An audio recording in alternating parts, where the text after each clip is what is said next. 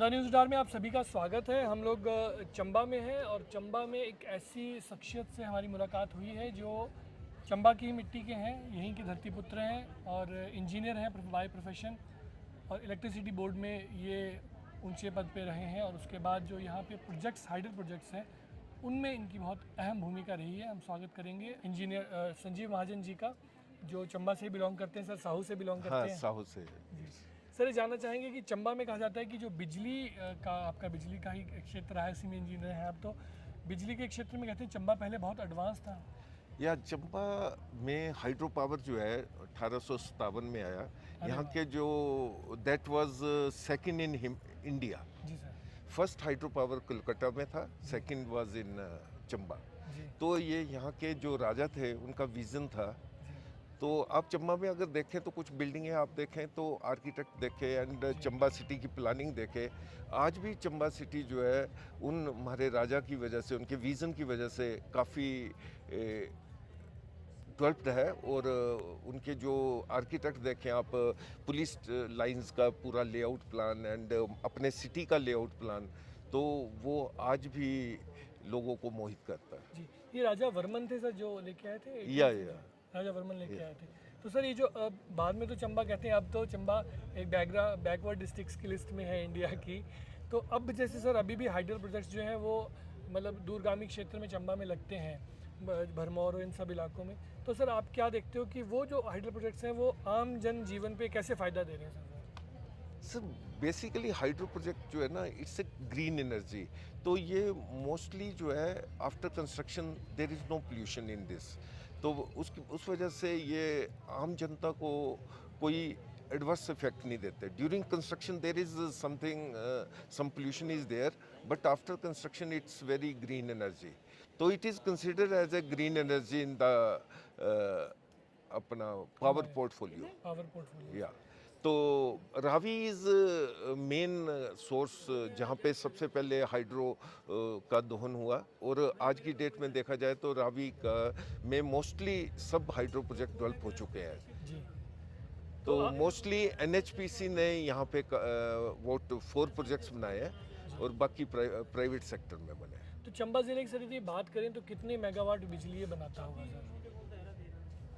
चंबा जिले में vote seems vote 2500 megawatt के आसपास की बिजली का जिले की 2500 जनरेशन चल मेगावाट रहा है। सर एक जैसे जब हाइड्रो प्रोजेक्ट्स बनते हैं तो ऐसा सुनने में आता है कि स्थानीय लोगों को भी वहाँ पे काम मिलता है, तो उससे उनके लाइवलीहुड पे क्या असर पड़ता है? प्रोफेशन कैसे इंक्रीज होता है? स्किल कैसे इम्प्रूव होता है? होता भी है कि नहीं? सर्टनली हाइड्रो प्रोजेक्ट्स आने से ऑल ओवर डेवलपमेंट होती है, पब्लिक की भी डेवलपमेंट होती है। व्हेन वी यहाँ रोड्स इंफ्रास्ट्रक्चर इम्प्रूव हुआ है, देन उसके बाद जब हम लोगों के कॉन्टैक्ट्स में आते हैं, यहाँ के जो लोग कॉन्ट्रैक्टर्स और अदर लोग काम करते हैं, तो हमारी जब हम पब्लिक उनके कॉन्टैक्ट में आती है तो उनको एक्सपोजर मिलता है। और दूसरा ये है कि उस एक्सपोजर की वजह से, क्योंकि मैं इसमें 40 ईयर्स से हाइड्रो में हूँ, तो आई हैव सीन कि जब मेरा 1 और 2 बने तो हमारे चंबा के लोग उसमें नौकरी नहीं करना चाहते थे। जी। और आज की डेट में चंबा के लोग चाहते हैं कि बाहर का कोई नहीं आए, ये प्रोजेक्ट हम ही बनाएं। तो दिस इज दी हाउ या चेंज इन दिस। अच्छा, उनको लाइवलीहुड भी, इकोनॉमी भी सर स्ट्रांग हुई इकोनॉमी होगी। स्ट्रांग हुई है। या करेक्ट। इकोनॉमी भी स्ट्रांग हुई होगी।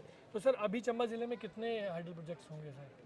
सर अभी मैंने जैसा बताया कि 4 hydro main basically hydro expansion जो किया वो एनएचपीसी ने किया हमारे चंबा में। तो 4 hydro projects belongs to NHPC, then few of the project belongs to private sector. बिजली बोर्ड ने यहाँ पे बहुत कम प्रोजेक्ट बनाए हैं। तो बाकी प्रोजेक्ट्स जो एनएचपीसी एनएचपीसी ने 4 प्रोजेक्ट बनाए हैं, Chamera 1, Chamera 2, Chamera 3 and Bairasiul. Bairasiul was the first project in Chamba after independence. Sir future में मतलब जैसे आप तो इंजीनियर हैं, आप जो अभी स्थिति देख रहे हैं कि अभी रावी का जो पानी का फ्लो है वो कैसा है, और भविष्य में और कितनी संभावनाएं हैं कि यहाँ पे ऐसे हाइडल प्रोजेक्ट्स जो आ सकते हैं? बेसिकली रावी में ना ऑलमोस्ट पावर जितने प्रोजेक्ट्स आने थे आ चुके हैं। अच्छा। इसके अलावा ऊपर जो एरिया है वो हमारा उसमें पड़ता है अपने वाइल्ड लाइफ में। तो वहाँ हाइड्रो प्रोजेक्ट वहाँ बन पे नहीं हाइड्रो सकता। प्रोजेक्ट। या सर ये जो सड़कें हैं जैसे मतलब हाइड्रो प्रोजेक्ट की मशीनरी जाती है तो कितनी दिक्कत आती है वो मशीनरीज को पहुँचाने के लिए, क्योंकि चंबा की सड़कें भी वैसी नहीं हैं। हाँ, चंबा की सड़कें यू राइटली आपने सही कहा, बट कुछ पॉइंट पे उनकी सड़कों को मशीनरी पास ऑन करने के लिए इम्प्रूव किया गया।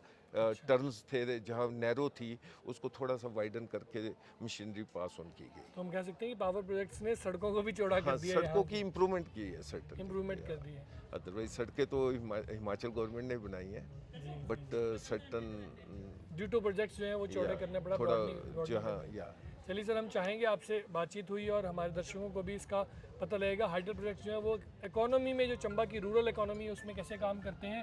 और जैसे आपने इन्हीं से सुना अभी कि 1857 में Chamba was the second in the country या जहाँ पे हाइड्रो प्रोजेक्ट हाइड्रो प्रोजेक्ट्स आ चुका था। और हम चाहेंगे कि भविष्य में भी चंबा ग्रो करे और बैकवर्ड की लिस्ट से निकल के जो है वो प्रगतिशील ज़िलों की लिस्ट में आए।